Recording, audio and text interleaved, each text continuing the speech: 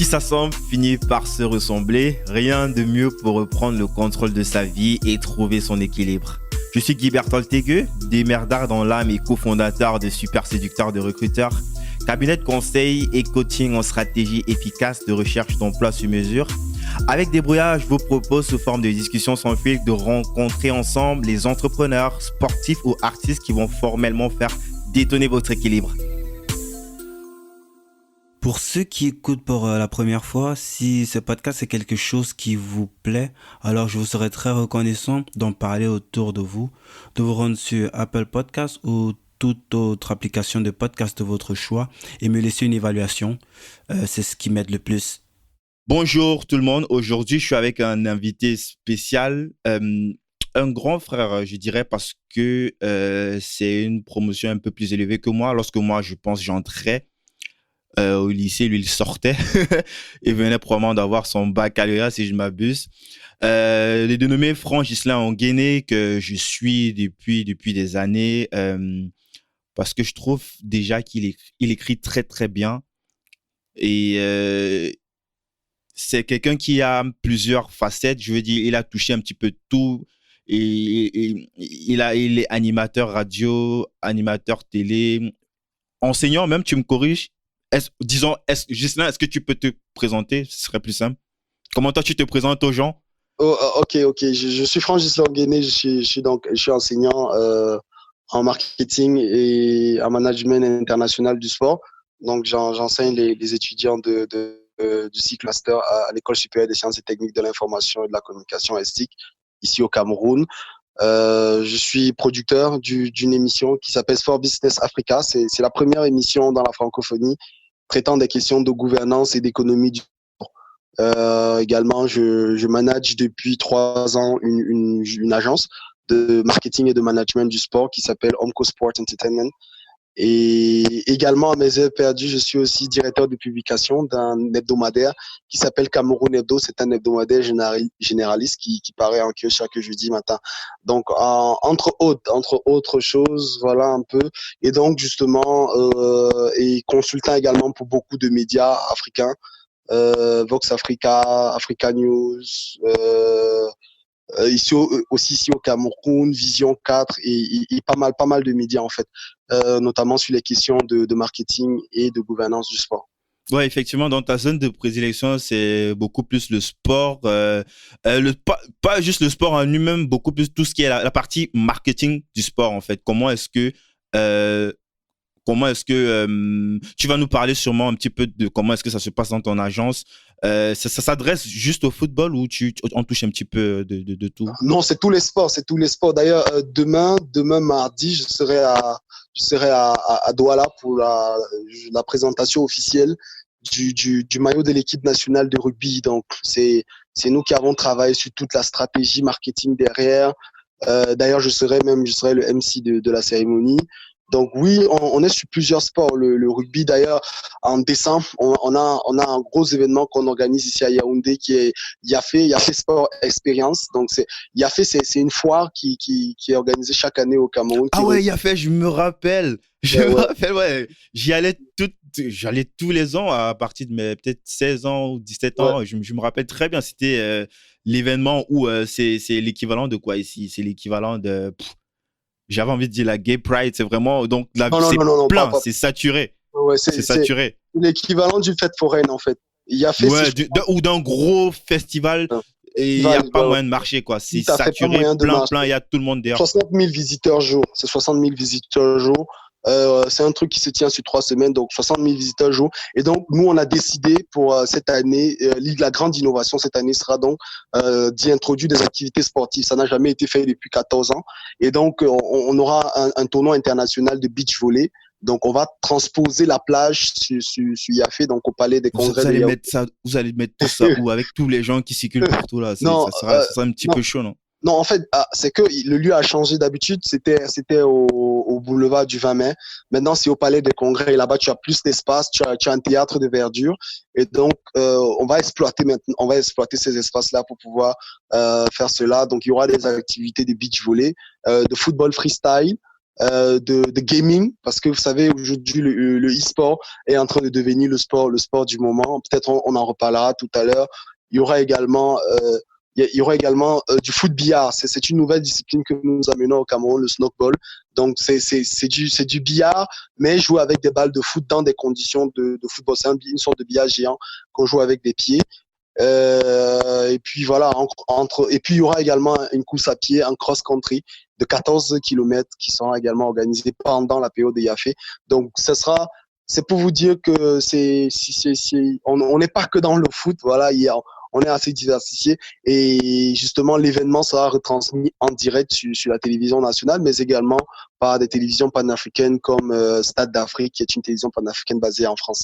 Donc il y a pas mal d'événements sportifs comme ça sur lesquels on travaille, les marathons, les trucs, mais ne nous mentons pas, au Cameroun et en Afrique spécifiquement, le cœur des métiers, c'est le football. D'ailleurs, ma formation, je l'ai reçue à la CAF, à la Confédération africaine de football au Caire en Égypte. Donc, ce qui fait en sorte qu'il y a beaucoup de foot quand même dans cela. Mais après, l'avantage aussi, et ça, c'est ce que j'ai dit souvent à mes étudiants, c'est que quand tu as maîtrisé déjà le process, c'est-à-dire que comment est-ce que ça fonctionne, au niveau du football, tu peux simplement adapter ça à tous les autres, à tous les autres sports, mais également à la culture, au spectacle culturel, les concerts de musique et tout.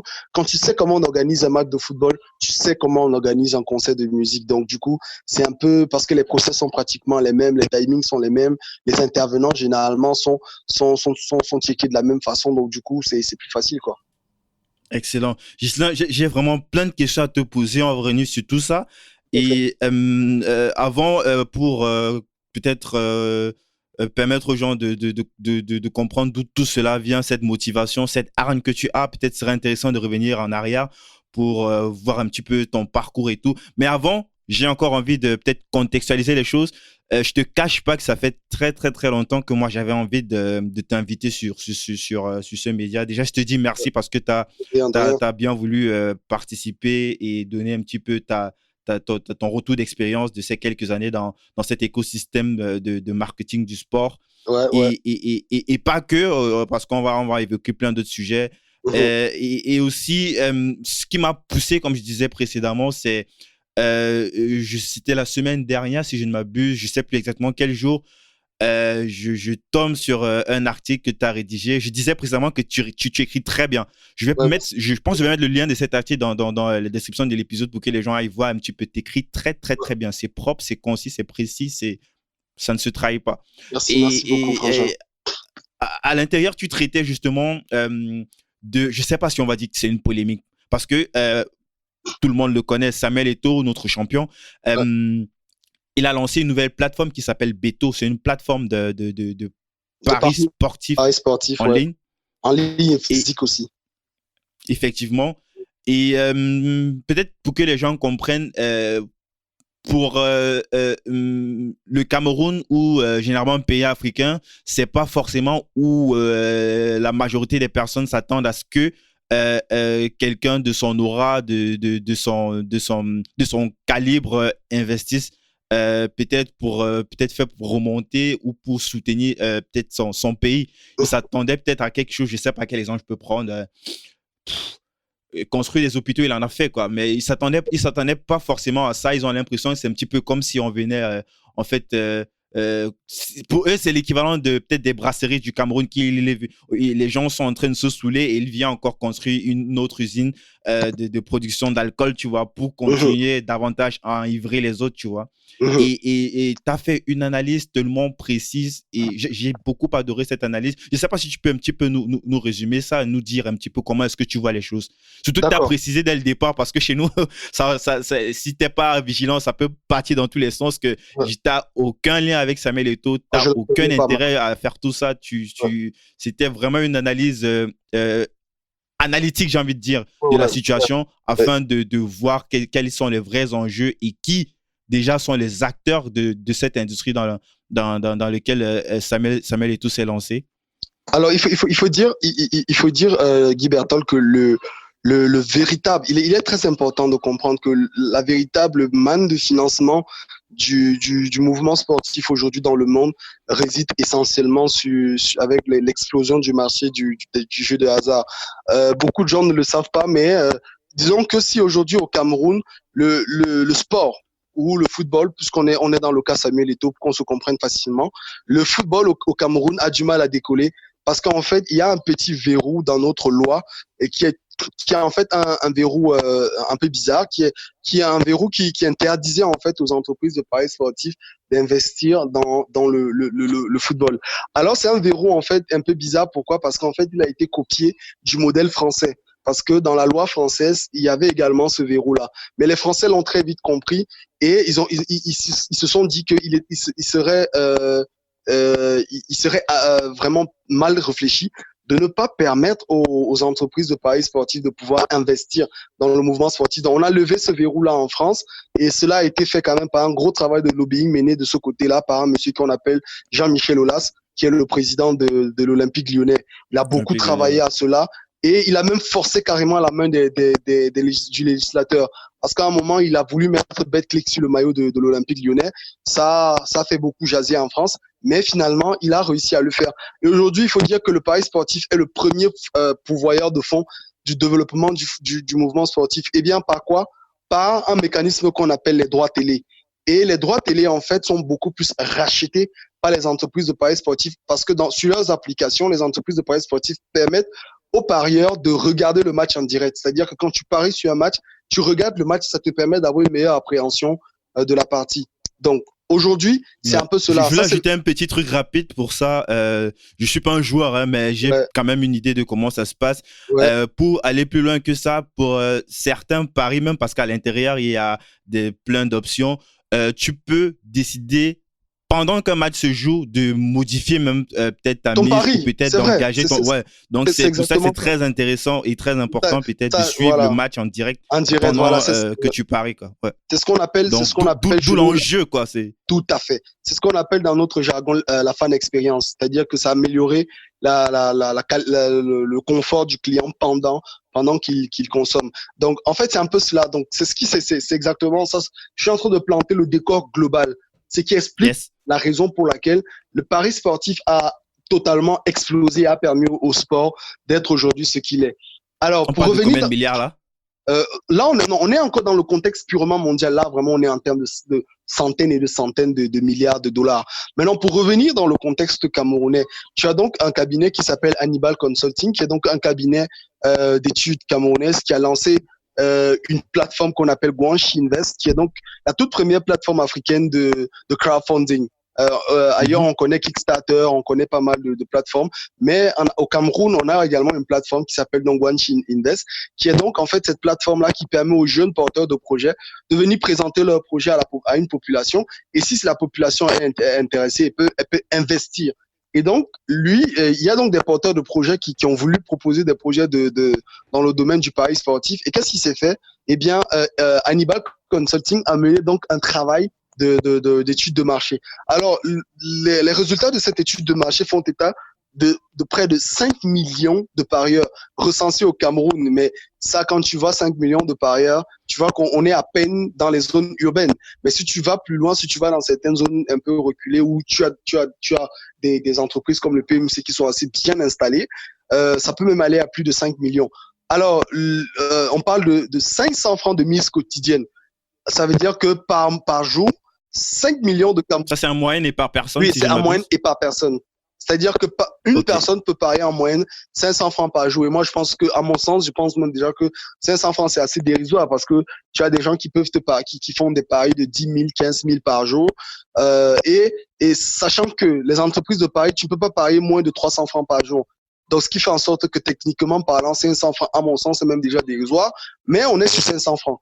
Donc, quand tu multiplies 500 francs par 5 millions, tu obtiens un chiffre qui n'est pas loin, qui est quand même assez colossal. Maintenant, si tu le multiplies par 365 jours, tu obtiens un chiffre oscillant entre 900 millions et 1000 milliards de francs CFA.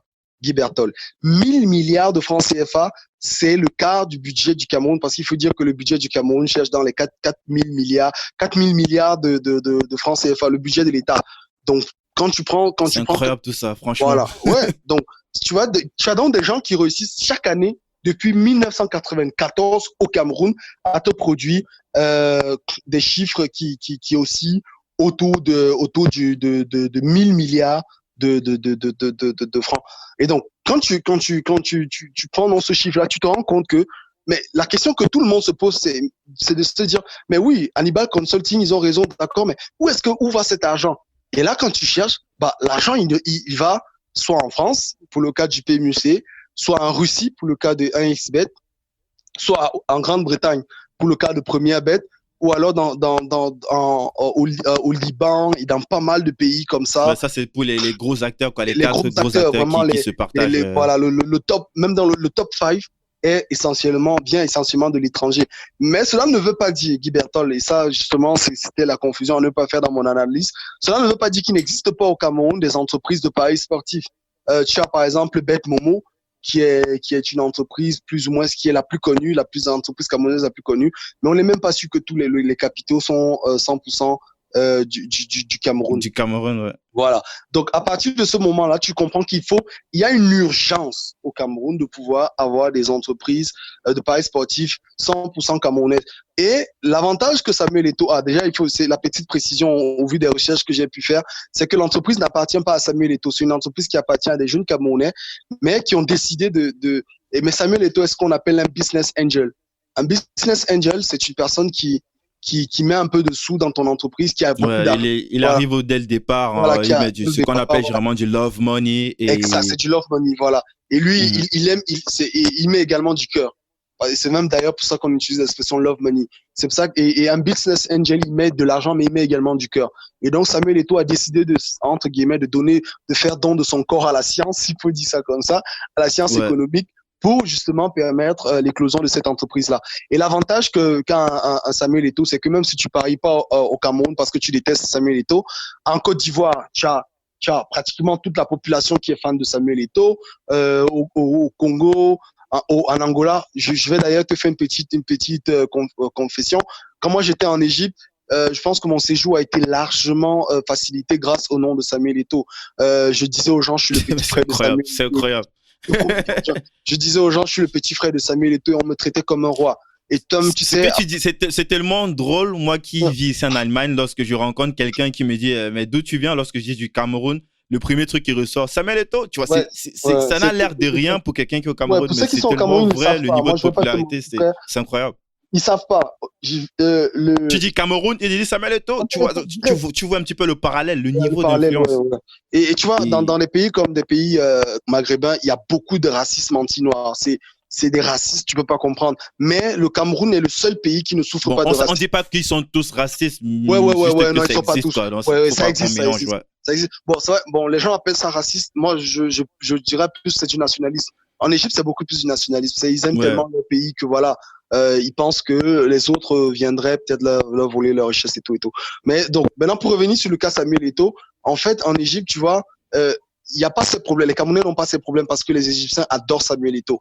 Au même titre que Mohamed Salah ou que d'autres, ou que Didier Drogba, par exemple. Donc, en fait, c'est un peu cela.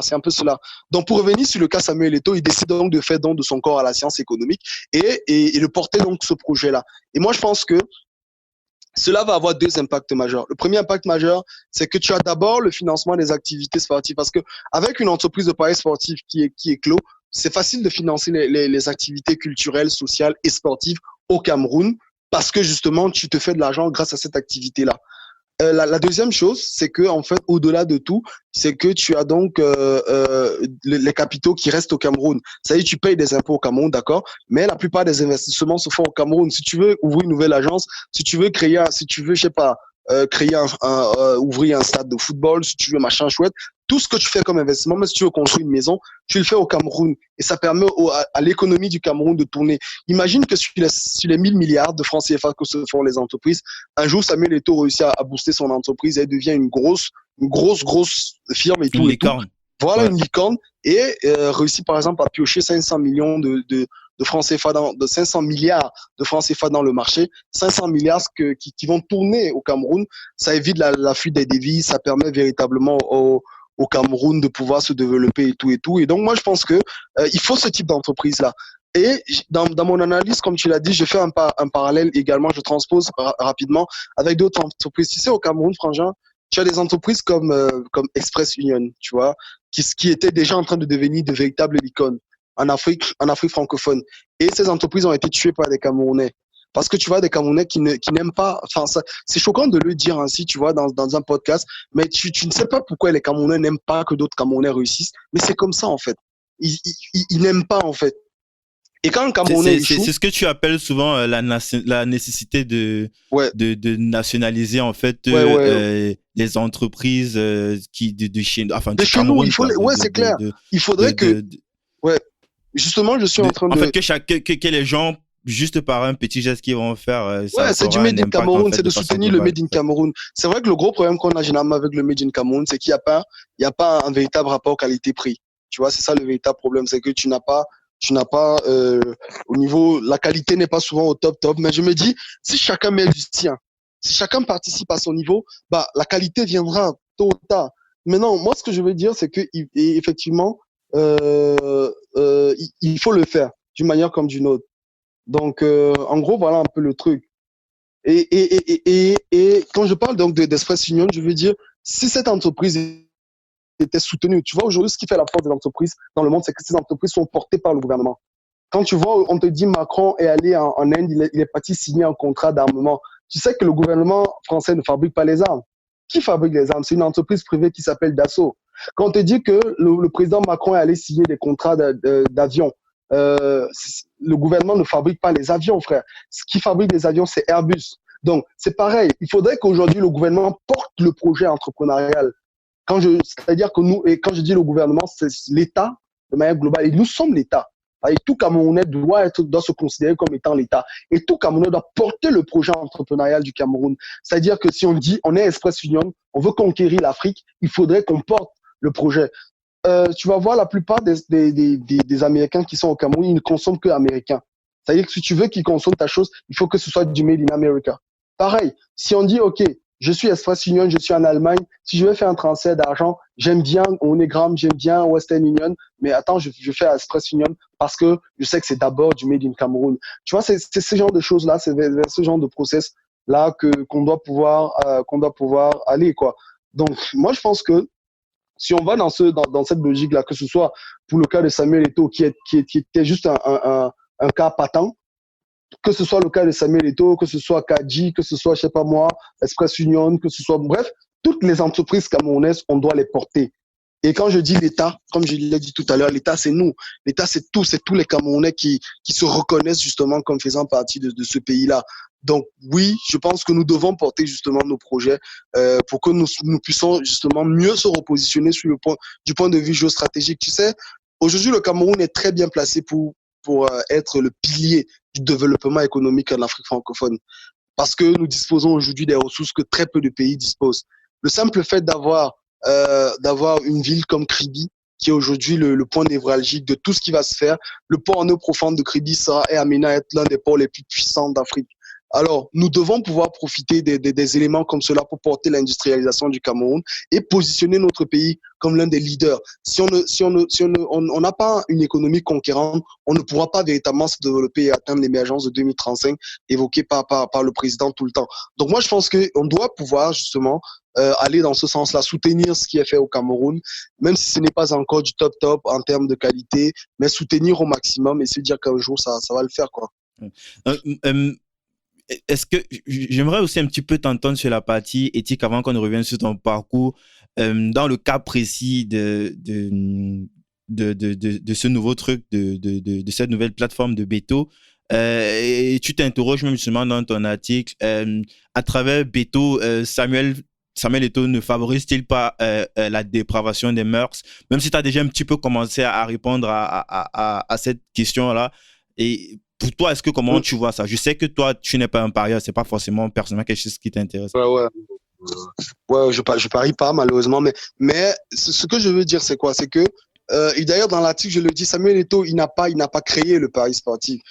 Avant de commencer notre entretien, j'ai pris le volet mondial. Aujourd'hui, du point de vue global, le pari sportif c'est une grosse machine économique à travers le monde.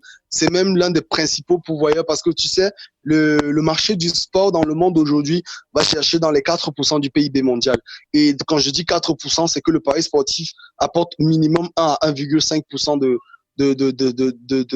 cette manne-là. Donc, je pense qu'à un certain moment, ce n'est pas Samuel Eto'o qui crée le pari sportif. Le pari sportif est là. Et au Cameroun, il est bien installé depuis des années. On a eu la loterie nationale, malheureusement, elle n'a pas perduré. On a eu pas mal d'entreprises qui n'ont pas perduré. Si on continue, si on ne fait rien, ces entreprises-là vont nous damer le pion. Moi, je suis même de ceux qui pensent qu'ils pourraient avoir une idée un peu farfelue de se dire, OK, soutenons Samuel Eto'o, on réussit à gagner le marché du pari sportif et on transforme le pari sportif en quelque chose de plus positif. Je ne sais pas si tu vois un peu, mais quoi qu'il arrive, on aura réussi déjà à redynamiser notre marché, à gagner notre marché et à faire en sorte, entre guillemets, à pousser légèrement à la porte les entreprises qui viennent d'ailleurs. Clairement. Si on réussit à tu as même fait un très joli parallèle avec les brasseries et Kadi et tout. J'ai bougé beaucoup voilà. Aussi.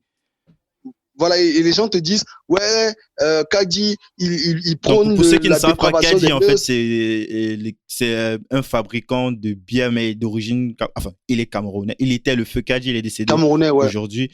Et les gens ont toujours eu cette manie-là, je ne sais pas trop, du genre, non, nous, on préfère aller consommer plutôt les brasseries du Cameroun enfin, sur le papier, c'est écrit brasserie du Cameroun, mais je pense que l'État n'est qu'en partie personnel, à partie actionnaire de cette entreprise-là. On ne possède pas tous les droits dessus, en fait. Je pense qu'on n'a même pas la majorité. Ouais, c'est une entreprise française.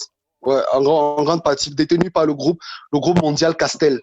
Donc, en gros, c'est un peu ça. Donc, du coup, c'est un peu ça. Donc, moi, ce que je veux dire, c'est que on peut aller sur un modèle de se dire, autant mieux conquérir déjà notre marché, et puis maintenant, voir dans quelle mesure la saigner. Yes. Je me dis, imaginez un seul instant que les 5 millions de personnes que nous venions d'évoquer, Guy Bertol, imagine un seul instant, Frangin, qu'il décide, OK, nous, on va que parier sur Beto pendant 1 an. Ça fait 1000 milliards que nous allons réussir à dégager. Et avec ces 1000 milliards, tu te dis, OK, tiens, les autres entreprises, forcément, elles ferment parce qu'elles font pas du chiffre. Ça permet déjà de libérer le marché, puisque les entreprises locales, les entreprises internationales, elles vont devoir se casser, même si je sais qu'elles vont devoir recapitaliser et tout, bah, ce sera pas évident et tout. Mais tu as une entreprise, clairement, qui se dit, OK, voilà, une entreprise camerounaise qui est là. Et maintenant, une fois qu'on a regagné le marché, les entreprises sont parties, on peut maintenant se dire, OK, qu'est-ce qu'on fait? Maintenant, on va transformer le pari sportif en quelque chose de plus sain. Ou alors réinvestir ces 1000 milliards dans quelque chose de plus sain. Même dans d'autres écosystèmes, dans d'autres activités, ça peut être peut-être des clubs, peut-être financer des clubs, sponsoriser. Exactement, financer des clubs de football, financer les organisations sportives, machin. Et là, tu vois que progressivement, tu as quelque chose de plus cohérent. Moi, je pense que cette démarche serait beaucoup plus salutaire que toute autre chose. Donc, à la fin, tu as quand même évoqué, pour clôturer ce sujet, tu as quand même évoqué un petit bémol concernant le danger auquel, pas juste Beto, hein, mais d'autres plateformes qui voudraient ou qui sont lancées dans ce business-là, qui est je sais pas si on peut parler de trucage ou de...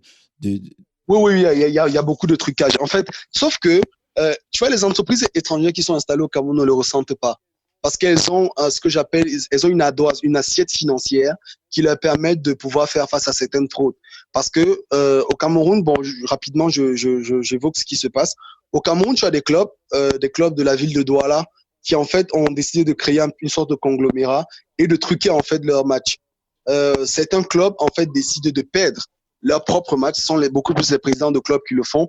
Ils demandent à leurs joueurs de perdre des matchs.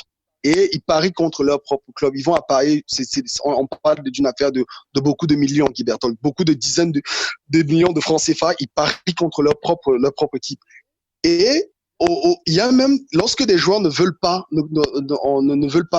perdre ne veulent pas jouer contre leurs propres équipes, qu'est-ce qu'ils font? Ils leur donnent des laxatifs, des drogues. Non. C'est-à-dire que dans la boîte, oui, bien sûr, je te promets, Frangin, dans la boisson des joueurs, dans l'eau des joueurs, on verse des drogues et les joueurs, parfois, il y a des joueurs qui disent qu'ils ne s'en rendent pas compte.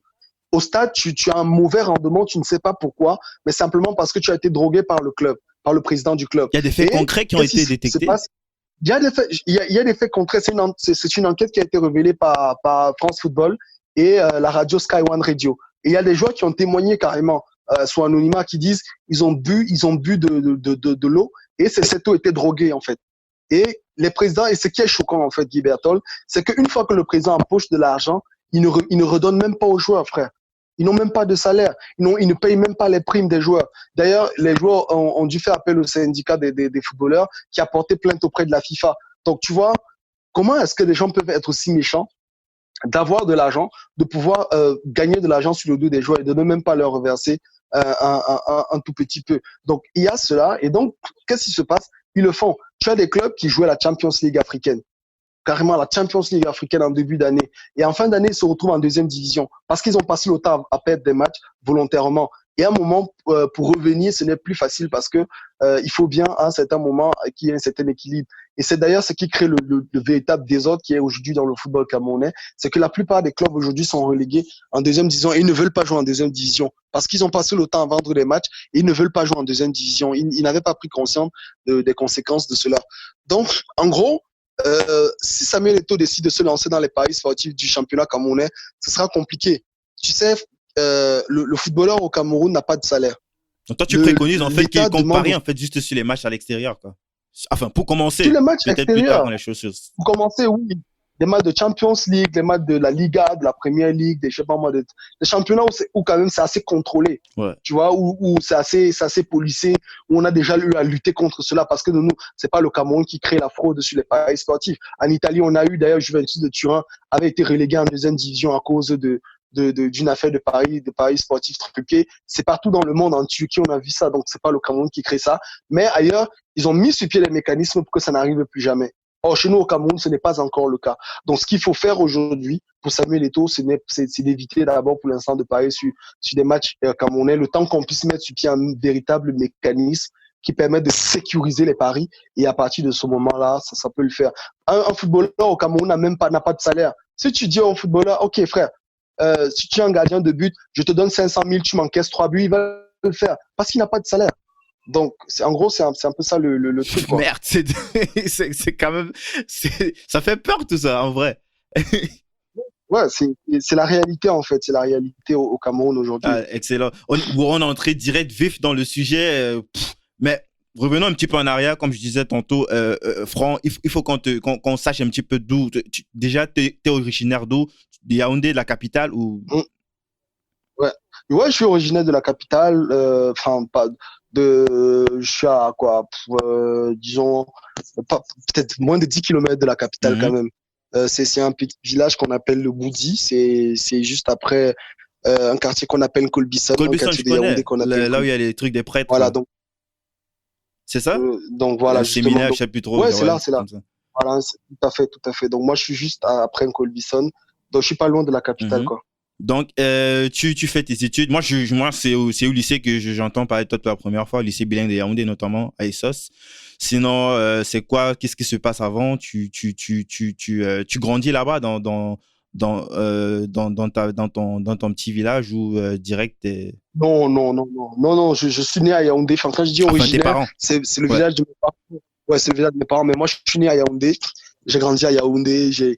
Mon école primaire, j'ai un peu été un globe-trotteur parce que j'ai fait, je crois, 6 écoles primaires. 6 écoles primaires? C'est quoi, les parents déménageaient tout le temps, quoi? C'est pour que tu comprennes que non, j'ai fait 7 écoles primaires parce qu'il y a une année où j'ai fait 2 ans. Pendant la même année, j'ai dû par exemple, la classe du cours élémentaire 2, j'ai commencé dans une école et j'ai terminé dans une autre. Wow. Donc, parce que mes parents bougeaient énormément. Et du coup, il fallait toujours se déplacer, changer d'école primaire et tout. Et après aussi, il y a une catastrophe qui m'est arrivée au cours élémentaire 2, donc ce qui fait en sorte que on a été victime d'un incendie et tout. Il fallait se reconstruire dans un autre quartier et tout. Donc, bref, j'ai fait 6 ans sans plusieurs, et j'ai eu mon CEP dans une école privée parce que j'avais passé le temps à faire l'école publique. J'ai plus l'école publique, mais j'ai eu mon CEP dans une école privée qui s'appelait groupe scolaire Mouloulou, c'est pas loin du quartier Elever. Donc après ça, directement j'ai fait le concours d'entrée au lycée. direct, je suis entré au lycée, j'ai fait 7 ans au lycée. Au Je lycée n'ai plus bilingue, hein, changé. t'as Donc, fait direct quoi, de la sixième jusqu'à ton ouais, au baccalauréat. lycée bilingue, ouais. Bien en ter- et bon, en terminale, je fais terminale A4 espagnol. Et je sors d'ailleurs de terminale avec une mention bien. Waouh. Euh, D'ailleurs, c'est quelque chose qui n'a pas été réalisé depuis 2010. Donc, jusqu'à aujourd'hui, en première A4, terminale, ouais, dans la filière A4 espagnol, jamais quelqu'un n'a eu une mention bien. Mais en fait, le truc avec la mention bien chez les littéraires, c'est un peu compliqué. C'est pour ça que c'est un peu Ouais. rare. Parce qu'en fait, Et aussi, ça dépend nos parfois matières de sont la très sensibilité de celui qui te lit, parfois. Bon, ouais, il doit tout avoir à du fait, bon sens. voilà. C'est Donc, pas, ça veut pas dire que tu vas non plus écrire de la merde, tu vas t'attendre à ce que. Il y a un ouais, ouais, c'est minimum vrai, c'est déjà, mais vrai. maintenant, pour dépasser un certain seuil, déjà le assez bien, Ouais, où ouais, c'est là vraiment, il faut que tu aies percuté, que tu aies touché la personne, notamment sur vos matières de prédilection comme la c'est vrai, c'est philosophie vrai, c'est ou vrai. Oh, tu as ouais. Les langues, la littérature, c'est l'espagnol, tu vois, c'est des matières totalement aléatoires. Or, les scientifiques, ils ont beaucoup plus de chance, frère, tu vois, les maths, c'est 1 plus 1 égale 2. Tu peux pas changer ça, même si tu vas sur la Lune, 1 plus 1 égale 2. Or, chez nous, il y a la philosophie. Et donc, du coup, très peu de personnes et au bac, moi, j'ai eu 14-21, je regardais mon relevé, j'arrivais pas à croire. sur Déjà, 20, quand ouais. moi, je suis allé au niveau ouais, on m'a dit, ouais, tu as eu la mention bien. Je dis non, c'est impossible. Déjà que je t'avoue, j'étais pas en classe, j'étais pas nul, tu vois, mais j'étais pas le plus stratosphérique de l'école, tu vois. Donc, Ouais. je faisais souvent troisième de la classe, quatrième, cinquième, mais de là à être premier du centre, à battre un record qui n'avait jamais été battu avant, pour moi, c'était un truc quand même de malade. Et j'avoue quand même que c'est aussi parce que c'est un peu les matières scientifiques. En maths, j'étais très bon. Ça veut dire que bien que j'étais littéraire, en maths au bac, j'ai eu 17. J'étais Waouh. très, très calé en maths. Ouais, et j'étais aussi très calé quand même dans les langues, notamment en anglais et en espagnol. D'ailleurs, je parle couramment espagnol, je parle couramment anglais jusqu'à aujourd'hui, 9 ans après avoir quitté le lycée. Donc, ouais, je pense que c'est ce qui a beaucoup joué, quoi. Bon, donc après le lycée, je vais à l'ESTIC, je vais faire le concours de l'école supérieure. Déjà, j'ai des bourses, on me propose de bourses d'études à l'étranger. Moi, Ah, t'as des je suis pas propositions trop comme partant pour ça l'idée. directement après ton baccalauréat Énorme. Ouais, ouais, parce qu'avec le bac, j'ai une mention bien et donc du coup, le ministère des enseignements supérieurs me propose d'aller continuer dans des pays comme l'Angleterre, le Canada. Tu as même des pays comme le Liban, la Géorgie, des pays. Et puis moi, je dois faire un choix. Et puis moi, je veux faire le journalisme à la base. Je veux faire le journalisme, donc du coup, je me dis que ça ne sert à rien d'aller au Liban ou je sais pas en Angleterre étudier le journalisme alors qu'il y a des grandes écoles de journalisme au Cameroun. Donc c'est comme ça que j'ai fait le concours de l'ESTIC, l'École supérieure des sciences et techniques de l'information et de la C'est quelque chose que tu communication. as toujours voulu faire, le journalisme, ou bon, c'est. Ouais, depuis le lycée, ouais, Parce depuis que le c'est vrai lycée. quand même, depuis, on voit ton engagement déjà dès le lycée, quand même, tu prenais déjà Ouais. position. Quand on était là, on était toujours en train de chercher, c'est où la prochaine fête, on va aller boire, où là, on va s'amuser. Toi, t'étais toujours carré Ouais, sérieux, ouais. c'était quand même. Ouais, ouais, ouais. J'étais déjà président du club communication, responsable de la communication de la coopérative du lycée. Donc, il y avait déjà cette prédisposition-là. Mais bizarrement, à l'ESTIC, je fais plus journaliste. À la dernière minute, je change de filière et je décide de faire plutôt communication des organisations. Donc, je fais Déjà, 3 ans c'est quoi? Moi, je de sais pas ce que communication. c'est, communication des organisations. C'est quoi? communication, communication des organisations, en fait, c'est ce en anglais, on parle de corporate communication, c'est-à-dire c'est l'ensemble des stratégies justement mises sur pied par une entreprise pour se faire connaître, pour se faire aimer et surtout pour augmenter son chiffre d'affaires vis-à-vis de ses clients, en fait, vis-à-vis de ses clients, vis-à-vis de ses consommateurs. C'est-à-dire que c'est un peu l'idée, en fait, ici, c'est de savoir comment est-ce qu'une entreprise communique. C'est-à-dire que généralement, quand on dit tel est porte-parole ou tel est responsable des relations publiques, c'est un peu ça. C'est tout ce qui englobe un peu la communication des organisations. Donc, en gros, c'est un peu ça. Donc, je fais 3 ans à l'ESTIC en communication des organisations. Et après mes 3 ans, j'ai une licence. Je deviens professionnel en communication des organisations, en communication des entreprises. On me recrute dans une entreprise qui s'appelle ACMS, qui est une entreprise qui est spécialisée dans Association camerounaise pour le marketing social. Donc, ils sont un peu beaucoup plus dans la communication sociale, le marketing social. Et ils sont eux qui fabriquent les préservatifs. Les préservatifs, ils ont un journal qui s'appelle 100% Jeune. Ah Je sais pas ouais, si tu l'as lu au 100% jeune. lycée. Bon, là, tu es en train de me faire retourner 10 ans en arrière, là, franchement. Ouais, 100% 100% Jeune. jeune. Ouais, et donc, ouais, l'entreprise me recrute et je suis responsable de la communication auprès de Est-ce que l'entreprise. ça existe Faut dire toujours? quand même que Ça c'est une existe entreprise. toujours, 100% jeune? Ouais, ça existe, ça existe. C'est vrai qu'avec ça a perdu un peu de l'ampleur parce qu'au Cameroun, les gens lisent plus trop. Mais ça Mais existe, ça existe. tout le monde avait ça, Et hein, c'était ça, c'était 100% jeune. Et le ouais, truc de musique, là, Mate, je crois, un truc comme ça, ou Mad, ou Mate. ouais, ouais, le Made, il y avait aussi Entre nous jeunes, ouais. Waouh. Donc, Ouais, c'était le ouais, concurrent ça, entre nous. Ils sont venus après, si je me le trompe pas. concurrent ouais, ils sont venus après 100% jeunes, tout à fait. Donc, ouais, il y a c'est là, mais ce n'est plus trop comme avant, quoi. Ok. Parce qu'aujourd'hui, avec Internet, avec les réseaux sociaux, les gens ne lisent plus trop et tout.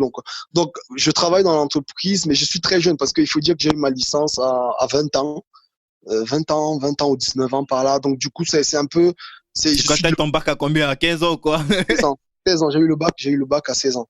Donc, Waouh. donc du coup, dans l'entreprise, je suis le plus jeune, tu te doutes bien, à 19 ans, je suis même encore carrément mineur, mais je gère pratiquement toute la communication de l'entreprise. C'est moi qui consolide tous les rapports de l'entreprise. Donc, parce que l'entreprise est une filiale américaine de PSI aux États-Unis. Donc, c'est moi qui envoie les rapports au top management aux États-Unis. Je n'ai que 19 ans. Je trouve ça cool, tu vois, le monde de l'emploi, machin.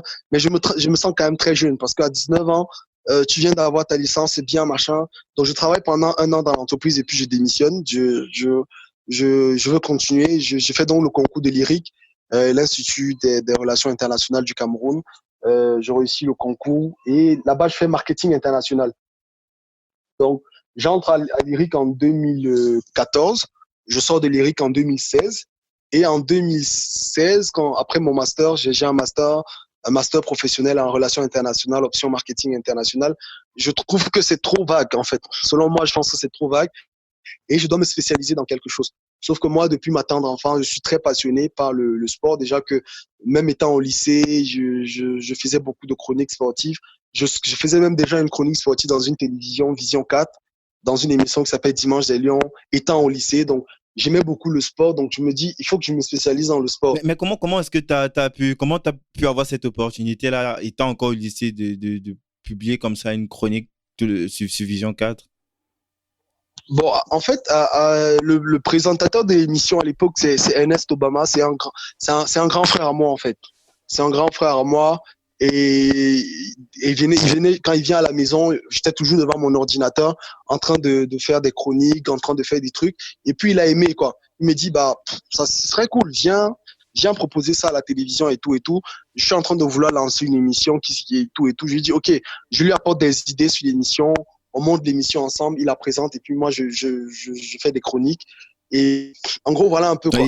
Il t'a mis entre guillemets un petit peu les pieds à l'étrier. Enfin, il t'a fait petit à petit entrer dans ce monde dans le milieu, tout à fait. Pro et tout à fait, public en fait. Parce que là, tu étais en face de plusieurs milliers de personnes qui te regardent. Ouais, c'est vrai. Et après ça, même déjà, après Vision 4, il y a Vox Africa directement, donc je vais directement à Vox Africa. Après Vox Africa, il y a Vox la Africa, CRTV, c'était quoi que tu présentais comme émission? Alors, à Vox Africa, je faisais une chronique culturelle. La chronique s'appelait FGO, un peu comme les initiales de mon nom, Francis Languiné, mais en fait, là, ça signifiait Fashion Glamour Original. C'était une chronique qui était essentiellement axée sur la culture et la mode, le développement de la culture et de la mode en Afrique. Donc, on allait dans les pays africains voir comment ça se passe, quelles sont les innovations qui sont faites dans le domaine de la mode et tout et tout. Donc, j'étais vraiment beaucoup plus axé culture. Donc, du coup, quand j'ai mon master à lyrique, je me dis, soit je me spécialise dans la culture, soit je me spécialise dans le sport. Finalement, le sport a pris le dessus. Et donc, je décide d'aller à la CAF en Égypte. Au début, c'est difficile parce que jamais la CAF n'a pris de stagiaire. Ouais. Mais là, c'est quoi? C'est comme un MOOC en formation continue ou ça fait partie de ton diplôme de master, peut-être un deuxième master que tu faisais? C'était... Non, du tout. La CAF, c'est la confédération. Je sais, mais je demande, est-ce que la CAF te prend comme stagiaire peut-être pour compléter ton... Ils me prennent en stagiaire. Mais par rapport à ton diplôme, ou alors vraiment là, c'est vraiment pour entrer dans le monde, le dur de l'emploi, quoi? Non. ils me prennent en stage. C'est même carrément, à la base, c'est un stage académique. Ouais. Donc, c'est à la base, c'est un stage académique. Donc, je fais trois mois de stage académique et 3 mois de stage de perfectionnement. Bon, le stage de perfectionnement, c'est à ce moment que je deviens véritablement un spécialiste, pardon, un spécialiste dans les questions du marketing. Et donc, j'avais jamais pris un stagiaire dans le domaine du marketing du sport. Donc, du coup, Le poste existait quand même, non? Il y avait des gens, des professionnels qui étaient déjà là. ouais, il y a des gens qui font marketing, mais ils n'avaient jamais pris de Ah, ok, stagiaire. d'accord. Ils ont jamais pris de stagiaire. Puis encore un stagiaire qui vient du Cameroun, non, jamais. Pourquoi tu dis pied? Non, parce qu'en fait, là, tu sais, ils recrutent beaucoup plus dans le Maghreb. Ouais. Ils recrutent beaucoup plus parce que en Égypte, on se dit que c'est plus facile de recruter un Égyptien parce que le siège est en Égypte, c'est moins de mots de tête. Il peut venir au travail facilement. Tu n'as pas à gérer parce que généralement, pour qu'un étranger puisse travailler, généralement dans un pays, c'est plus compliqué et tout machin. Il faut avoir des permis, machin. Je pensais que Donc, du c'était coup, par rapport aux ils prennent. compétences quand tu as dit pied. J'ai dit, mais non, quand même, on a quand même Non, on a des têtes dures, quoi. non, au contraire, c'est pas par rapport aux compétences. Donc, moi, quand j'arrive, à la base, c'est un stage académique. C'est difficile, je t'avoue. D'ailleurs, on ne me prend même pas. Ça, c'est un truc que je raconte pas beaucoup souvent aux gens. On me prend même pas. J'écris des mails, machin. On me prend pas. Du coup, même le visa, l'ambassade veut pas me donner des visas parce qu'ils me disent, bah, on t'a pas envoyé une invitation formelle. Toi, on peut pas te donner le visa. Bon, j'écris quand même au consul. Je lui explique pourquoi je veux aller. D'ailleurs, le Cameroun doit organiser la CAN en 2019 à l'époque. Donc, du coup, ce qui se fait, c'est quoi? C'est que je me dis, il faut qu'il y ait un Camerounais qui puisse aller se spécialiser pour venir participer à l'organisation de la CAN et tout et tout. Donc finalement, le consul me donne le visa, je vais en Égypte. La CAF... Le truc de malade. Mais c'est toi qui as provoqué en fait ça. Tu as utilisé les éléments que tu avais, tu t'es démerdé pour convaincre en fait le consul. Et j'imagine que peut-être ça à partir de ce visa que tu as pu avoir à la place peut-être. Non, à partir de ce visa, je vais en Égypte et je n'ai pas mon stage. Donc, premier, il faut d'abord que je m'installe. Je connais personne en Égypte. Il faut que je m'installe. La ville du Caire, c'est une ville kilométrique. C'est une ville. Le Caire, c'est quoi? C'est 25 millions d'habitants. Donc, c'est le Cameroun. Je sais pas si tu vois un peu quoi. Ville. Le Caire, c'est vraiment la capitale. Voilà. Donc, c'est bondé. Il faut que je m'installe. Il faut que je sois proche de la CAF parce que le lieu où je voulais m'installer au départ était très loin. C'était à un métro et 2 bus. Donc, du coup, c'était très difficile. Donc, il faut que je me rapproche. Au moins, que je sois un bus au moins de la CAF. J'ai réussi à trouver un logement, je m'installe, machin. Et je vais maintenant à la CAF. C'est à partir de ce moment que je vais à la CAF. Et puis, je leur dis, moi, j'ai envoyé plein de mails, j'ai envoyé tous mes diplômes, machin et tout. Vous n'avez pas répondu et tout. Mais moi, je veux faire un stage. Et on m'envoie chez le secrétaire général, il m'écoute, machin. Et il me dit, OK, il va en parler avec le président de la CAF. À l'époque, le président de la CAF, c'est un Camerounais, Issa Yatou. Ouais. Il en parle. Voilà. Et puis, Issa Yatou valide. On me fait le mail. Et puis voilà, on me donne tout un bureau, machin, truc. C'est vraiment classe, quoi. Je te promets, frère, très, très, très classe, machin et tout. Voilà comment je commence mon stage. Et puis, je participe à une batterie de formations. Donc, toutes les formations qu'il y a là-bas, les formations en management, en marketing. Également, je fréquente également l'université du Caire, où ils ont des modules de formation en marketing du sport et en management du sport. Donc, je me construis, en fait. Et puis après, moi, la CAF décide de me retenir. Je dis non, je peux pas rester parce que moi, j'aime mon pays, je dois rentrer parce que je dois organiser la CAN, machin et tout. On me dit, OK, tiens, il n'y a pas de souci. Voilà comment je reviens au Cameroun. Et quand je reviens avec des recommandations de la CAF qui écrit au ministre pour dire, OK, voilà un de nos éléments que nous avons formés et tout et tout.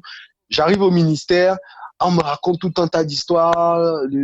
Le secrétaire général du ministère me dit non, en fait, au Cameroun, c'est machin, tes trucs là, on comprend pas ça. Et en plus, je sais pas pourquoi ça me surprend pas. Et on me dit non, la présidente de la République déjà fait la liste de ceux qui vont faire partie du comité d'organisation, machin. Dans tout un tas d'histoires. Ils m'envoient auprès de la Ligue de football professionnel. J'arrive là-bas, ils comprennent rien. On m'envoie à la NAFoot, à l'Académie nationale de football. Là-bas, ils comprennent rien du tout. Et c'est comme ça que me vient l'idée de créer une agence. Parce qu'en fait, de créer ma propre entreprise, je me dis, que vous me donnez pas, alors je vais créer, quoi. Ouais, super. Moi, je me dis, ça sert à rien de travailler pour le gouvernement si eux, ils comprennent même pas ce que tu fais. Donc, je décide donc de créer mon agence et progressivement, on organise de petits événements sportifs, ça et là. on essaye de se faire connaître, de passer dans les télévisions pour essayer de faire grandir la notoriété. Donc, progressivement, Tu voilà un rappelles le peu. nom de ton agence, comment ça s'appelle déjà? C'est Homco, Homco, Homco Homeco Sport Sport and Entertainment. Entertainment. Ça existe toujours, non? Oui, ouais, bien Et sûr, ça existe toujours. ok, comme ça. Je Donc, pense qu'il doit avoir un site internet, comme ça on va mettre ça dans la description de l'épisode. non, c'est vrai que le site internet, actuellement, on est en train de le Mhm. reconstruire. Par contre, il y a tous les réseaux sociaux, il y a Facebook, Twitter, Instagram, Ok. YouTube, machin.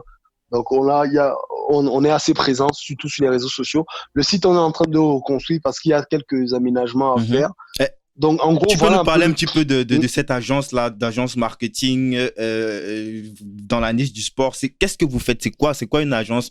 Est-ce que vous sponsorisez est-ce que vous managez comme ça des joueurs ou des sportifs? C'est quoi le but de cette agence? C'est quoi ta Alors, proposition il y de a deux valeur, j'ai envie volets. de dire? Alors, il y a deux volets. Il y a le volet sportif, il y a le volet management, et puis tu as le volet marketing. Dans le volet management, on a quatre champs d'intervention. Le premier champ d'intervention, c'est le management des carrières. C'est-à-dire, tu es un sportif, tu es Samuel Eto'o, tu es un bon joueur, tu veux Bon, pas que, on hein, pas t'encadre, que. Parce que on quand tu dis encadre. ça, mais c'est le high level. Si tu es aussi C'est vrai. moyen, mais Tu que peux être tu penses ça va pouvoir. Après, tu peux même être un sportif moyen, mais tu sais, aujourd'hui, dans le sport, il y a plein de données qui rentrent en jeu, Mhm. tu vois.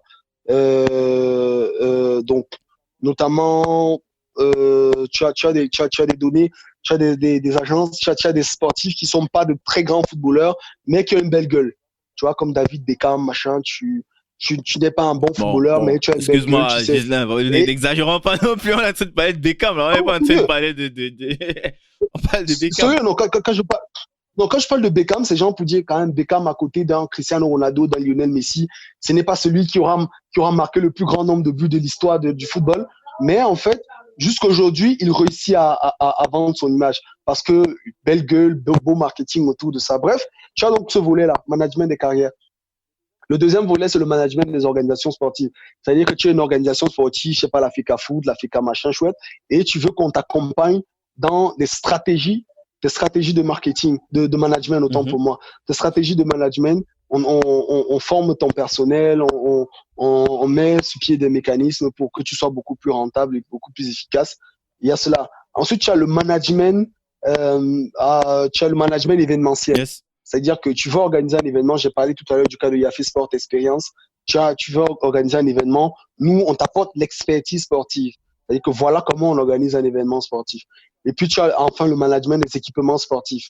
Là également, ce qu'on appelle le kit management, une nouvelle dimension qui a beaucoup plus pignon sur rue en Europe, donc comment on conçoit les équipements sportifs, les kits sportifs, comment est-ce qu'on travaille avec les Vous avez même marques. justement co-construit aussi les maillots de l'équipe. Moi, je savais même pas quoi on jouait du rugby au Cameroun. C'est toi ouais, moi, je Voilà, savais tout à pas. fait. Et je pense, tu m'as dit en off que vous avez co-construit ce qui va être ça va être Ouais, lancé, je pense, c'est demain. ouais, demain, c'est demain. Oui, demain à Douala. Donc, il y a le lancement officiel du kit complet de l'équipe nationale de rugby. Donc, ça également, c'est l'une de nos forces. C'est de pouvoir accompagner également les Mais là, c'est organisations quoi? C'est le sportives. design? Vous Comment est-ce entrez vraiment dans le design du truc? Ou est-ce que le qu'on fait tout? logo de tête doit être On floqué? fait le Est-ce que peut-être le design, sponsor va être floqué là? tout, tout. On fait tout. On fait le design, on fait la conception, on fait la production. Là, généralement, on produit soit en Italie lorsque nos sponsors sont italiens. Les maillots des supporters, on les produit en Thaïlande ou en Chine. Les maillots de compétition, on les produit donc soit en Italie, soit en Bulgarie. Donc, c'est toute une chaîne. C'est ce qu'on appelle la blockchain. La blockchain, c'est pas mal le parallèle. Non, non, c'est pas la blockchain. Euh, dans la logistique, c'est la chaîne logistique, voilà. Les Anglais, ils ont une façon d'appeler ça en anglais, mais en français, on parle de la chaîne La chaîne logistique. logistique. Donc, on Mais ça maîtrise sent le gars qui a un toute petit la peu chaîne. mis quelques billets dans le Bitcoin, là. Le Ouais, blockchain, là. Le lapsus, ouais, là, ouais, c'est pas un hasard. Ok. donc, C'est donc, quoi? C'est une team de combien de personnes aujourd'hui? alors, aujourd'hui, c'est une team de 5 personnes Fixe, fixes. ouais. Et puis, on a maintenant, puis on travaille avec des bénévoles et des pigistes en fonction de la demande. Par exemple, on a organisé la phase playoff du championnat national de football récemment, de la saison dernière.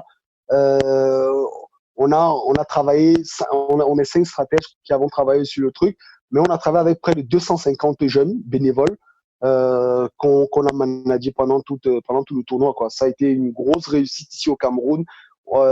Les stades n'avaient pas été remplis depuis pas mal d'années. Les stades étaient pleins, les télévisions, machin. C'était vraiment quelque chose d'assez énorme. C'était la première fois qu'on confiait justement l'organisation à une agence. Et ça a été quelque chose d'assez incroyable. Malheureusement, après, il y a eu des problèmes dans le foot, entre la FECAFOOT et la Ligue de football qui a été suspendue. Bref, finalement, on nous a retiré le contrat. Et donc, la FECAFOOT a repris l'organisation et c'est redevenu bancal comme d'habitude.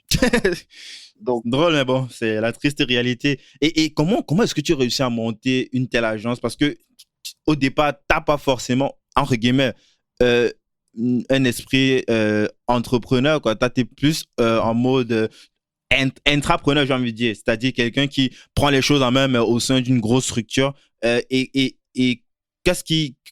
Déjà, est-ce que dès le départ, tu réussis à signer... Comment tu réussis à rapidement signer tes premiers contrats? Est-ce que tu te souviens de tes premiers clients? Ouais, mais mon premier client dans le domaine du sport, attends, qui me donne vraiment l'argent, parce qu'en fait, je vais te dire un truc, à la base, tu n'as pas des clients qui te donnent l'argent, c'est ça la stratégie, tu vois, c'est de montrer ton savoir-faire. Aujourd'hui, on a un savoir-faire qui fait en sorte que quelqu'un peut mettre de l'argent. D'ailleurs, par exemple, on nous a appelé dernièrement au ministère de la Défense. Faire ses preuves. Voilà, tout à fait, pour organiser la Coupe du Monde militaire ici au Cameroun. Mais on fait ça quand on voit que tu as déjà eu un vécu. Mais ce vécu-là, pour le bâtir, c'est gratuit. Pour faire simple, ça veut dire qu'on ne te paye pas en fait. Tu veux juste montrer aux gens que tu sais le faire. Donc, mon premier client, c'était la fédération camerounaise d'athlétisme qui voulait organiser le marathon international de Yaoundé. En gros, voilà, on a travaillé sur le marathon international de... Non. Mon premier client, c'est Martin Camus Mime, Radio RSI. Il a créé les RSI Awards, la nuit du sport, et donc qui primait les meilleurs sportifs camerounais. Donc, on a travaillé sur toute la stratégie de marketing digital autour de l'événement. Ça a été quelque chose de malade. J'étais même encore en Égypte. Donc, je commence la stratégie. Je commence la stratégie quand je suis en Égypte. Quand j'arrive au Cameroun et qu'on met sur pied l'agence, directement, on implémente. Ça a été quelque chose de... Tu as dit de base, quand tu étais en Égypte, c'était déjà un projet, mais disons peut-être un projet passion. Et le fait que tu te sois confronté au fait que les membres du gouvernement ne te... Ouais, tu dis, autant mieux me mettre à fond sur ce truc-là. C'est clair. Donc, ce qui fait en sorte qu'on a organisé cette soirée-là, c'était au Hilton, c'était quelque chose de malade. On ne nous a pas payé, mais je te promets, ça a été le plus gros salaire de ma vie, quoi. Parce que tu sais, tu n'as pas été payé pour faire un travail. J'avais mis sur pied une équipe de 10 personnes. C'était un peu comme des soldats, donc je mettais sur pied la stratégie. On a travaillé avec un graphiste qui mettait sur pied tout ce qui était conception graphique et tout machin. Et puis, quand on disait, OK, on se donne rendez-vous à 18h sur les réseaux sociaux. À 18h, quand tu te connais sur Twitter, ta timeline ne parle que de l'événement. Ça ne parle de rien d'autre que de l'événement. C'est-à-dire, on s'est arrangé à faire ce qu'on appelle la colonisation de la timeline. Et ça a été un truc d'énorme, parce que justement, c'est sur cela, en fait, que j'ai basé l'essentiel du business model de ma boîte, quoi. C'est-à-dire que... Ouais, tu avais déjà un track record, tu pouvais montrer concrètement ce que tu avais déjà fait ailleurs. Ouais, clair. Et notamment négocier peut-être déjà une première paye pour les prochains clients et après des payes beaucoup plus décentes, quoi. Ouais, après... vraiment, bravo. Moi, je suis impressionné. Hein. Ouais, merci beaucoup, Frangin. Après, tu as plein d'autres trucs qui sont venus par la suite. Aujourd'hui, quand même, il y a une grosse expérience sur le plan local, bien sûr. Il y a une grosse expérience sur le plan local. On a fait dernièrement les playoffs, comme j'ai dit, on a fait un rapport de près de 50 pages qui a tourné pratiquement partout, qui allait jusqu'à la FIFA. On a eu pas mal de félicitations qui sont venues de là, qui ont trouvé que ce qu'on avait fait pendant la période était juste quelque chose d'énorme. Donc moi, ouais, je pense qu'il y a un truc, tu vois. L'avantage avec le marché au Cameroun, c'est qu'il est en friche. Tu vois, je m'amuse souvent à dire à mes étudiants que si jamais tu veux créer une application qui permet de décapsuler une bouteille de bière, si tu tapes ça sur... Il faut quand même être pareil dans sa tête pour arriver jusqu'à ce niveau-là. Mais sauf que si tu tapes sur Google, on va te dire, ouais, il y a tel qui a déjà essayé aux États-Unis, il y a tel qui a essayé en Australie, il y a tel qui a essayé dans tel autre pays d'Occident. Mais au Cameroun, en Afrique, rien à foutre. Ça n'existe pas, tu vois. Et c'est pour ça que des gens qui fabriquent des drones au Cameroun sont vus comme des dieux, en fait. Ça y est, passe pourtant ailleurs. Fabriquer un drone pour un Chinois, ça prend même pas une semaine, quoi. Fabriquer un drone pour un Japonais, c'est rien. Aux États-Unis, des drones, tu fais un drone en quelques. Or, chez nous, au Cameroun, fabriquer un drone, c'est quelque chose d'incroyable. Parce que le marché est en friche. Et il faut pouvoir profiter de cette friche-là. On a toute une industrie à bâtir. Avant que ça ne sature, il y a tellement de choses. Ouais, ouais. Donc, du coup, nous, on veut se considérer un peu comme des pionniers. Et c'est pour cela que j'ai été très marqué par le fait qu'aujourd'hui, j'enseigne des étudiants de master de l'école qui m'a formé, tu vois. Ça veut dire, d'où tu donnes les cours, comment ça s'appelle? C'est l'ESTIC? Ouais, l'École supérieure des sciences et technologies de l'information et de la communication, ESTIC. Mais pour justement, ça tombe bien que tu parles de ça. Comment tu tombes là? Je veux dire, ces gens, quand tu reviens, tu as encore des contacts là-bas, ils te proposent peut-être de libérer 2-3 heures par semaine. Rien de ça, frère. Rien de tout ça. Quand moi j'arrive je rentre en 2017 par là, oui. Et en 2018, voilà, je fais une conférence. Il y a des étudiants de publicité à l'ESTIC qui m'invitent pour une conférence sur le marketing. Ils s'intéressent au marketing du sport. Donc j'arrive, je fais une conférence devant mes anciens professeurs, devant un parterre de médias et tout. La conférence est vraiment très bien. Tout le monde apprécie, les gens apprennent beaucoup de choses. Et ça passionne pas mal parce que je me souviens après, il y a plein d'étudiants qui sont venus me voir et me dire, moi, c'est dans ça que je veux faire désormais dans ma vie. Moi, c'est quelque chose qui m'a vraiment marqué. J'ai été particulièrement motivé par ça. Et après ça, j'enchaîne pas mal de conférences. Je donne des conférences à l'Université catholique d'Afrique centrale, à Subdeco, dans pas mal à l'IRIC même d'ailleurs. L'IRIC qui est la deuxième, l'école où j'ai mon master. C'est quand même, c'est la référence, non? Oui, c'est la référence. En termes de journalisme. Bon, même si c'est pas exactement ce que tu as fait. L'IRIC, c'est la diplomatie. L'IRIC, c'est les relations internationales. Ah non, c'est quoi le truc pour le truc de journalisme? C'est l'ESTIC, oui. L'ESTIC, c'est la référence. L'ESTIC plutôt, ok, ouais. C'est là-bas, à l'ESTIC, que je donne ma première conférence, justement, sur le marketing du sport. Et donc, tu vois, au fur et à mesure, tu enchaînes les conférences comme ça, et les gens sont intéressés. Moi, je sais même pas. Je passe à la télévision de temps en temps, donc je me dis ça peut jouer. Donc un jour, moi, je suis comme ça et tout. Et puis j'ai une amie qui fait master à l'ESTIC qui m'écrit, qui me dit bon, tu fais quoi dans notre fiche de cours? Je lui dis non, moi je suis même pas dans votre fiche de cours. Moi, je peux pas faire un master à l'ESTIC. Déjà, j'ai pas assez de temps. Elle me dit non, pas master et tout. On t'a mis comme enseignant. Je dis non, c'est une blague. Et je lui dis, OK, passe-moi le numéro du coordonnateur des masters de l'ESTIC. Mais c'est une grosse. Tu es en train de blaguer là. Non, comment est-ce que tu es professeur sans être au courant que tu as signé un contrat pour être pro? Frère, je suis pas au courant. Pas du tout. C'est-à-dire que je suis là, je reçois le SMS. Au début, je me dis quelle blague. Parce que après, je l'appelle même et elle ne décroche pas. Je lui laisse plein de messages, elle ne réagit pas et je me dis non, c'était une blague, c'est pas grave. C'est le lendemain qu'elle filme la fiche et elle m'envoie. Effectivement, c'est signé par le directeur, machin et tout. C'est pas blague, c'est pas vrai. Et là, je contacte le coordonnateur qui est mon ancien professeur. Et bon, et là, je me mets à parler comme si je savais pas, comme si de rien n'était. Je lui dis voilà, comment vous allez, ça fait un moment et tout, machin. Et puis là, il me balance, il me dit ah, justement, je t'ai proposé pour être professeur. Je lui dis ouais, pour être enseignant. Et là, je fais, waouh, je n'en reviens pas. Je lui demande, est-ce qu'il y a un truc à signer, machin. Il me dit, non. Juste le cahier de texte, voilà, quelques modalités que tu as remplies, machin et tout. Et puis, tu commences à donner cours. Je lui demande, OK, est-ce que la méthodologie vient du gouvernement ou alors est-ce que c'est moi qui fais ma méthodologie? Il me dit, OK, on t'a fait confiance et on sait que tu peux mettre sur pied une méthodologie, une pédagogie. Je mets sur pied la méthodologie, je mets sur pied la pédagogie, je conçois le cours. Il valide. Ah, tu crées, donc tu ne parles même pas de. Est-ce que c'était une matière qui était déjà le marketing? Non, jamais ça. C'est la première. C'est toi qui viens, c'est toi qui crées en fait, quoi. Tu crées ce machin. C'est la première fois. Parce que même à l'INJ. Ouais, c'est incroyable. Même à l'INJS, qui est l'Institut national de la jeunesse et des sports, il n'y a pas une filière marketing du sport, ça n'existe pas. Et donc, du coup, je crée donc, et là, je commence à donner cours. Au début. C'est incroyable, ça. Au début, pour les étudiants, c'est un peu, tu te rends compte, en master 2, généralement, les étudiants sont les travailleurs. C'est des dames, c'est des messieurs qui travaillent dans des entreprises et qui reviennent sur. Ils ont déjà roulé leur boss, quoi. Ce sont un peu comme toi, puisque mine de rien, toi, tu as déjà un bagage derrière, même si tu es jeune, mais tu as fait des choses, tu as fait tes preuves. Et justement, c'est ça le truc, tu vois. Quand tu vois un jeune prof, tu vois ton prof à 26 ans, il débarque comme ça et tout. À la limite, tu vois, le premier réflexe, c'est même pas de te dire que c'est ton camarade, parce que tu sais que généralement, tes camarades, c'est des personnes qui sont quand même assez âgées. Et là, tu arrives, tu poses ton sac, tu prends la craie et tu dis, OK, on commence le coup. Tu vois, les gens, ils n'en reviennent pas, quoi. Ces gens, Ils n'en reviennent pas. ils Disent, n'en mais reviennent pas. c'est Mais qui ce après, blagueur là? ouais, mais après, quand tu commences à expliquer, ils comprennent que non, tu as des années-lumière quand même et tu as Ouais. une certaine maîtrise du truc. Donc, en gros, voilà un peu. Au début, c'est un peu. Mais sinon, tu signes carrément un contrat à un moment, parce que là, tu as demandé avant, je ne dois pas signer un contrat, on t'a pas dit, on t'a dit non, non, non, pas besoin, viens. Tu signes bien carrément un contrat plus tard, rassure-moi, s'il te plaît. Avec l'établissement? Ouais, bien sûr. Bien sûr, bien sûr, bien sûr, bien sûr, bien sûr, bien sûr que tu signes. C'est la base, c'est clair.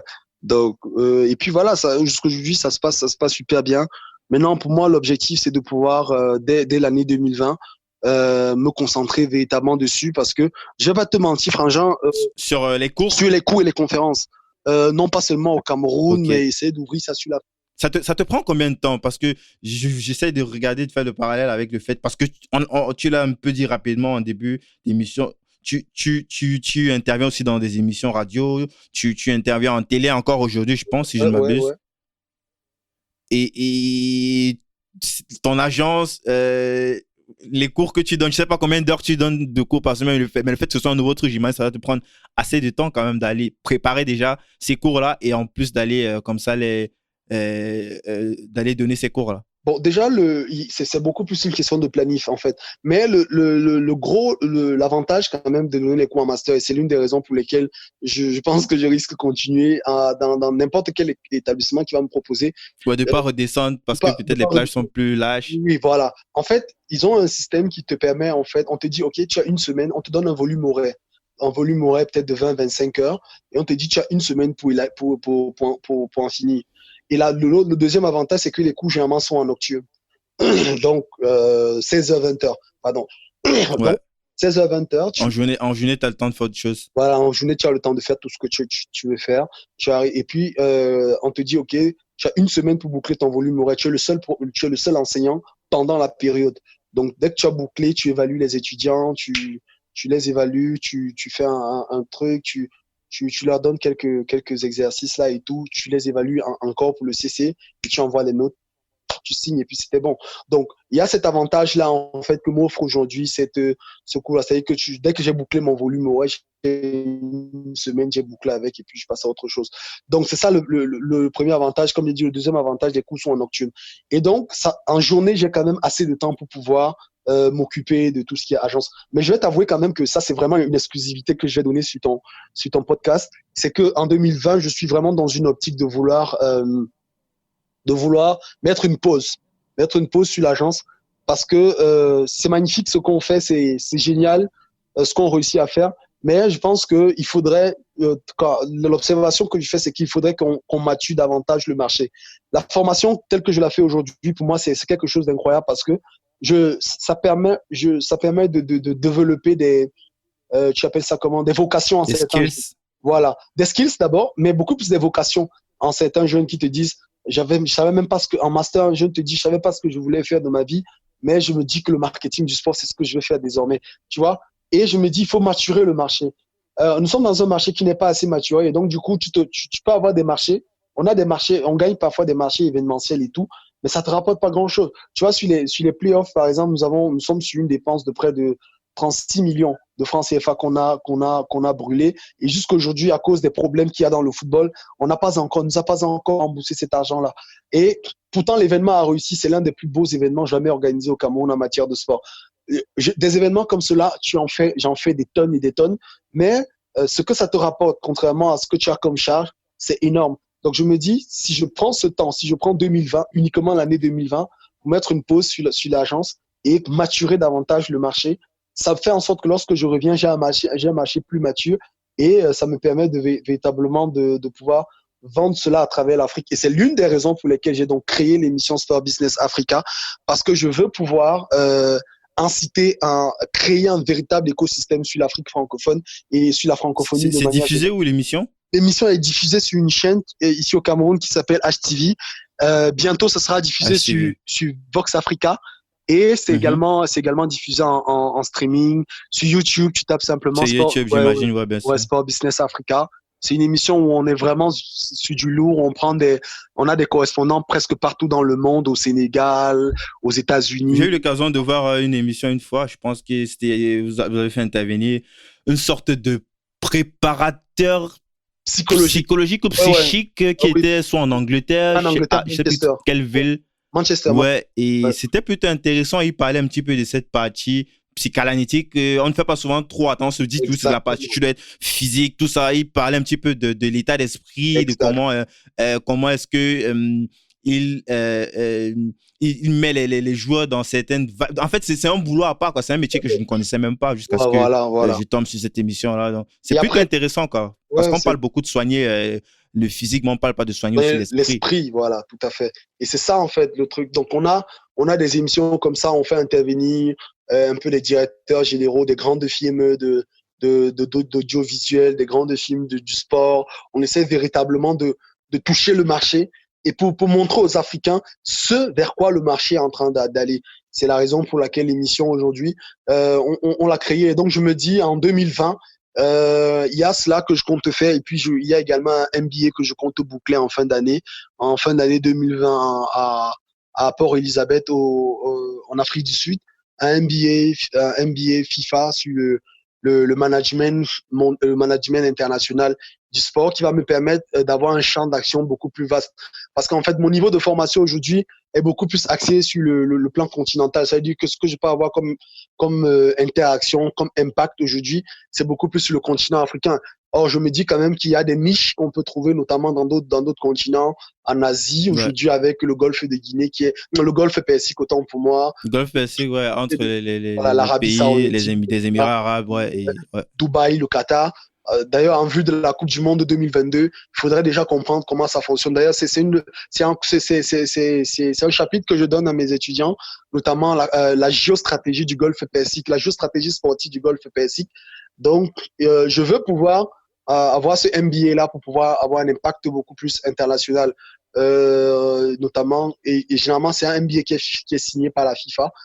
Donc, je me dis, si je mets la pause en 2020... C'est aussi une porte d'ouverture quand même à un laisser-passer pour des sphères un petit peu plus fermées, quoi. Ça me permettra justement d'aller vendre le marché africain dans le monde, de revenir avec des investisseurs, de revenir à des investisseurs capables d'investir aujourd'hui sur le football en Afrique. Parce qu'en fait, tu sais, et je suis sur un projet pilote justement qui me permettra de corroborer ça, parce qu'en fait, il y a un club qui s'appelle Ofta de Kribi. C'est un club de la cité balnéaire de Kribi. Kribi qui est une ville portuaire, une des villes... Deuxième division, non? Je pense que tu avais déjà fait un post par rapport à ça. Ils ont un joli maillot, hein, en plus. Ouais, voilà, tout à fait. Je crois qu'ils ont un maillot bleu ciel, blanc. Voilà, tout à fait. Ils évoluent en deuxième division. Et avec eux, on a décidé de bâtir un truc. D'ailleurs, tu as parlé tout à l'heure du préparateur psychologique. Avec lui, on est également sur le projet. On a essayé de réunir vraiment toutes les grosses compétences que nous avons généralement dans notre écosystème, aussi même au niveau de l'émission, les compétences juridiques, les compétences en marketing, les compétences en management, en psychologie. Et on a décidé de les appliquer dans un club et de voir ce que ça peut produire comme résultat. C'est ce résultat qui va nous servir de projet pilote pour aller vendre maintenant le marché africain ailleurs, et leur dit, vous pouvez venir, par exemple, avec des clubs. On a signé dernièrement un partenariat avec l'Académie de Manchester United. Donc, l'idée, en fait, étant de pouvoir que les formateurs de Manchester United viennent instaurer ce qu'ils appellent le DNA, l'ADN du football anglais au sein du club. Voilà. Et maintenant, cet ADN-là, nous allons la perpétrer.